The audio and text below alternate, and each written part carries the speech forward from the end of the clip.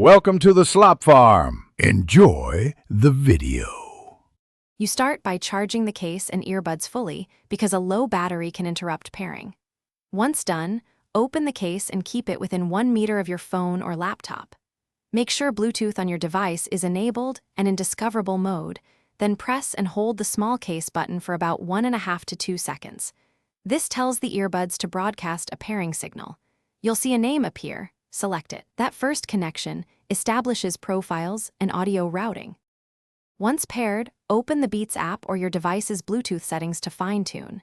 You'll want to select the correct ear tips for a seal. This improves bass and activates noise cancellation properly. Then enable ear detection if you want automatic pause behavior, and choose single ear mode if you prefer to use one bud.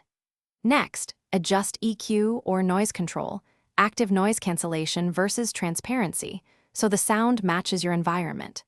Finally, set up control mappings and volume behavior so the earbuds. To finish, test with a call and media playback. Confirm microphone clarity and battery levels on your device.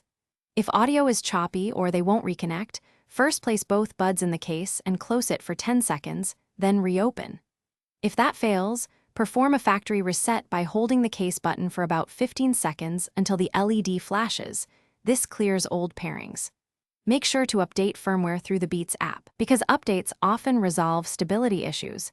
This is your key troubleshooting step. Thanks for watching. Consider subscribing if we helped you today.